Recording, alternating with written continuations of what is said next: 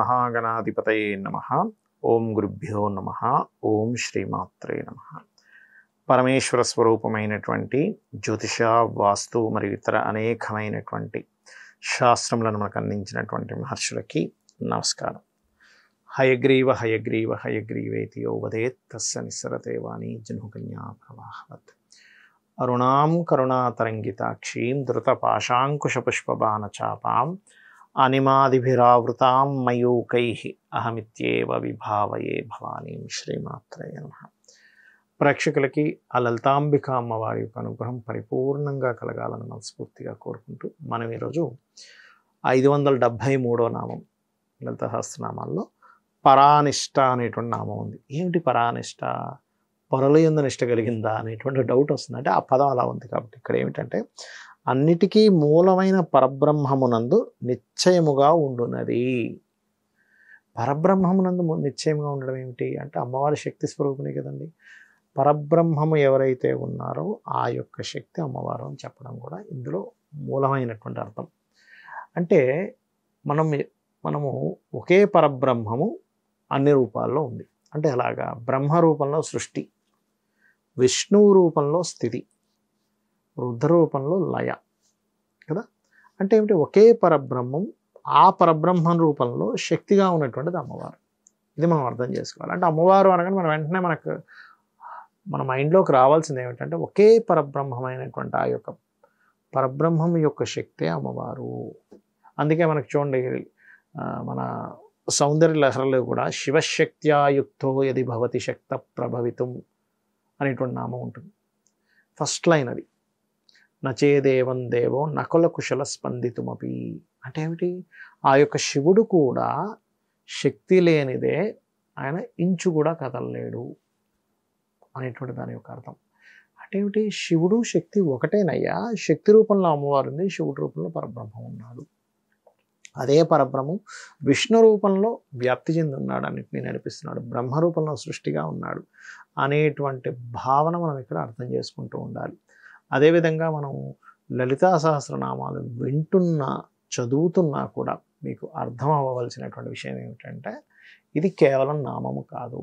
అమ్మవారి యొక్క రూపము నామరూపం దాల్చింది, ఎంతో శక్తివంతమైనటువంటిది. ఈ యొక్క మాట అంటున్నాము అంటే ఒక ఎనర్జీ ఫామ్ అవుతుంది, ఒక కోడింగ్ లాగా ఫామ్ అవుతుంటాయి ఇవన్నీ కూడా. మన సనాతన ఉన్నటువంటి గొప్పతనం ఏమిటంటే ఏదో పూజ అంటే ఏదో అలా చేసేసేయడం కాకుండా ఒక మంత్రము, ఒక యంత్రము, ఒక తంత్రము.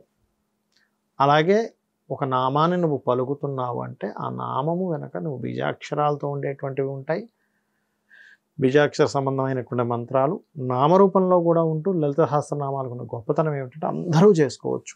ఏమంటే నేను చేసుకోకూడదా అండి అనేటువంటిది. ఎందుకంటే ప్రకృతి రూపంలో ఉన్నటువంటి అమ్మవారు, శక్తి రూపంలో ఉండేటువంటి అమ్మవారు తను అందరూ కూడా తనని ఎప్పటికప్పుడు గానం చేసుకుంటూ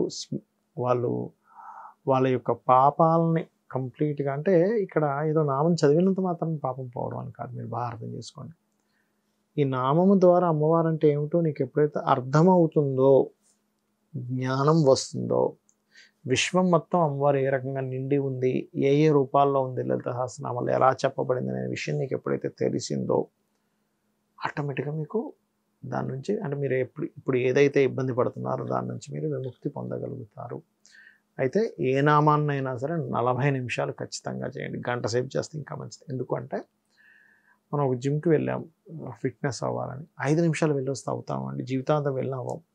కనీసం ఒక గంట సేపు వర్కౌట్ లేదా ఒక 2 గంటల సేపు వర్కౌట్ చేస్తే మజిల్ స్ట్రెంగ్త్ అవ్వడానికి ఫామ్ అవుతుంది. అలాగే మనం ఒక నామాన్ని తదేకంగా అదే పనిగా మీరు కనుక ఎప్పుడైతే చాంటింగ్ చేస్తారో ఖచ్చితంగా శక్తి అనేటువంటిది వస్తుంది. పరానిష్ట తర్వాత కనుక చూసుకున్నట్లయితే ప్రజ్ఞాన గణ రూపిణి. అంటే ప్రకాశవంతమైనటువంటి స్వాత్మరూప జ్ఞానము కంటే వేరు కానిది. అంటే అమ్మవారి యొక్క ఆ శక్తి ఏదైతే ఉందో వేరుగా లేదు అనేటువంటిది ఈ నామంలో చెప్పడం జరిగింది. అదేవిధంగా మాధ్వి పానాలస అనేటువంటి నామం ఉంటుంది, అది 575వ నామం. మాధ్వి అంటే మధు అనగా తేనె సంబంధమైనటువంటి త్రాగుట వలన అలసత్వము చెందినది అని అర్థమట. అంటే మనం చూడండి చండముండుల్ని కూడా మనకి చండీ పారాయణంలో ఉంటుంది చూడండి, ఇద్దరు రాక్షసులు వస్తారు. వాళ్ళు అమ్మవారి మీద ఒక యుద్ధం జరుగుతూ ఉంటుంది. అమ్మవారు ఏముంటుందంటే కేవలం నేను ఇది తాగి ఇలా కిందన పెట్టేది. అది తాగడం అంటే మీరు పొరపాటున కూడా అదేదో అమ్మవారు ఏదో డ్రింక్ చేస్తుంది అనుకోకండి. ఇక్కడ తేనె అనేటువంటి చెప్పడం జరిగింది. ఇంకోటి ఏంటి, ఈ తేనె ఒకటే అని కాకుండా ఇక్కడ అఖండ ప్రజ్ఞాగణ రూపిణి అయినటువంటి అమ్మవారు కేవల అద్వైత జ్ఞాన రూపిణిగా ఉంటుందట అమ్మవారు. అయితే ఇక్కడ ఏంటంటే ఎలాంటి మత్తు కలిగి ఉంటుంది, ఎలాంటి పానీయం చేస్తుందంటే ఇక్కడ తేనెని ఇచ్చారు. కానీ ఎప్పుడు కూడా అమ్మవారి భక్తులు కానివ్వండి, అమ్మవారిని పూజించేవారు, ధ్యానం చేసుకునేవారు, అమ్మవారిని ఏ రూపాల్లో అయితే చేస్తారో అమ్మవారిని పూజించడం వల్ల బ్రహ్మానందాన్ని పొందుతారు అనేటువంటిది కూడా మనం ఇక్కడ అర్థం చేసుకోవాలి. అదేవిధంగా మత్త అంటే పరవశమై ఉండున్నది, అంటే ఎప్పుడు కూడా పరవశంగా ఉంటుందట అమ్మవారు. అంతేగాని మనం చూడండి, ఒకసారి పరవశంగా ఉంటే ఒక్కోసారి బాధగా ఉంటాం, ఒక్కోసారి ఇంకేదో డిప్రెషన్లోకి వెళ్ళిపోతాం. అంటే అమ్మవారిని ఆరాధించేవాడు కూడా పరవశవంతుడై ఉంటాడు. ఎప్పుడు ఉంటాడు, అమ్మవారి లీలల్ని ఎప్పటికప్పుడు గుర్తు చేసుకుంటూ అబ్బాయి ఇంత గొప్పది కదా, ఈ సృష్టి అసలు ఎంత గొప్పగా తయారైంది అనేటువంటి భావన మీలో ఉన్నప్పుడు. అదేవిధంగా మాతృకా వర్ణ రూపిణి. ఏమిటండి మాతృకా వర్ణ రూపిణి? మనకి ఇలాంటిదే నామం మనకి లలితా సహస్రనామాల్లో ఇంకోసారి వస్తూ ఉంటుంది. అదేమిటి అనేటువంటిది కనుక చూసుకున్నట్లయితే ఇక్కడ ముఖ్యంగా మాతృకా వర్ణ రూపిణి అనే దాని గురించి అర్థం చెప్పేసి మనం తర్వాత దానిలోకి వెళ్దాం. చూసుకున్నట్లయితే మాతృకులైనటువంటి ఇప్పుడు మనకి అక్షరాలు ఉంటాయి. మనకి ఆ, ఈ, ఉ, ఖ, గ, జ ఇలాగా మనకి మొత్తం కూడా హా వరకు ఉండేటువంటి 32 అక్షరాలని మాతృకలు. ఈ యొక్క అక్షరములు ఏవైతే ఉన్నాయో ఆ రూపంలో ఉన్నటువంటిది కూడా అమ్మవారే అనేటువంటి చెప్పడం జరిగింది. అదేవిధంగా లలితా సహస్రనామాల్లో శుద్ధ విద్యాంకురాకార ద్విజపంక్తి ద్వయోజ్వలాయై నమః అనే నామం ఉంటుంది. శుద్ధ విద్యాంకురాకార అంటే దాని అర్థం ఏమిటి అంటే అమ్మవారి పలువరస ఎలా ఉందట, ద్విజపంక్తి అంటే 2 జన్మలు ఎత్తిన వారు ఎవరు, ఉపనయన సంస్కారాలు ఉండేటువంటి వారు బ్రాహ్మణులు అనుకుందాం, వేరే వేరే వాళ్ళకు కూడా ఉపనయన సంస్కారాలు. ఇక్కడ ఏమిటంటే వేదము చదివేటువంటి వారు ఎవరైతే ఉంటారో 32 మంది తెల్లటి ధవల వస్త్రాలు కట్టుకొని వేదం చదువుతున్నట్టుగా ఉన్నాయట అమ్మవారి పలువరస. అది 32 మనకు పళ్ళు ఉంటాయి, ప్రతి ఒక్కరికి కూడా 32 పళ్ళు ఉంటాయి. ఓకే, అదేవిధంగా ఇక్కడ ఈ మాతృకావర్ణ రూపిణి అమ్మవారి యొక్క రూపం మాతృక రూపంలో అంటే ఏంటి, మన తెలుగు భాషకు ఉండేటువంటి గొప్పతనం. అదేవిధంగా మహాకైలాస నిలయ తర్వాత నామం 578వ నామం అంటే గొప్పదైన కైలాసమే నిలయంగా ఉండున్నది. ఇక్కడ ఈ కైలాసం అనేటువంటిది ఎక్కడ ఉంది, మనలోనే కైలాసం కూడా ఉందండి. ఎందుకంటే సహస్రారాంబుజారూఢ సుధా సారాభివర్షిణి అనే నామం మనం విన్నాం గతంలో. అంటే సహస్రారంలో అమ్మవారు ఉంటూ ఆ యొక్క సహస్రారాంబుజారూఢ సుధా సారాభివర్షిణి సుధాసార వర్షాన్ని కురిపిస్తుంది.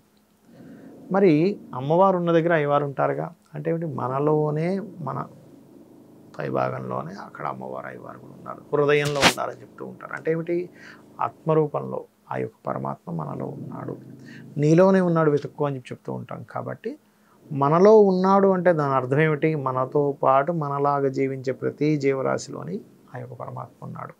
అందుకే ఎదుటి వ్యక్తిలో కూడా ఉన్నాడు. అంటే నువ్వు ఎవరైనా తిడుతున్నా, ఇక్కడ తిడుతున్నా అంటే చిన్నపిల్లవాడు స్కూల్కి వెళ్ళట్లేదంటే వాడిని భయం పెట్టడంలో తప్పు కాదు, పిల్లవాడు బాగుపడతాడు కాబట్టి. లేదా ఒక భర్త బాగా తాగి వస్తున్నాడు రోజు, ఆ భర్తతో నువ్వు ఘర్షణ పడో ఇంకోటి ఏదో చేసో లేకపోతే నువ్వు ఒక రకమైన ఇది అర్థమయ్యేలా చెప్పడం వల్ల నువ్వు మార్చడం వేరు. కానీ అవతల వ్యక్తి ఏ తప్పు చేయకపోయినా అవతల వ్యక్తి మీద మనం కొన్నిసార్లు ఒక రకమైనటువంటి ద్వేషపూరితమైనటువంటి భావనలో ఉంటావు. అది పూర్తిగా నువ్వు మనిషిని కాదు, లోపల ఉండే అంతరాత్మలో ఉండేటువంటి ఆ యొక్క భగవత్ స్వరూపాన్ని నిందిస్తున్నావు అనే విషయాన్ని మనం అర్థం చేసుకోవాలి. శ్రీమాత్రే నమః.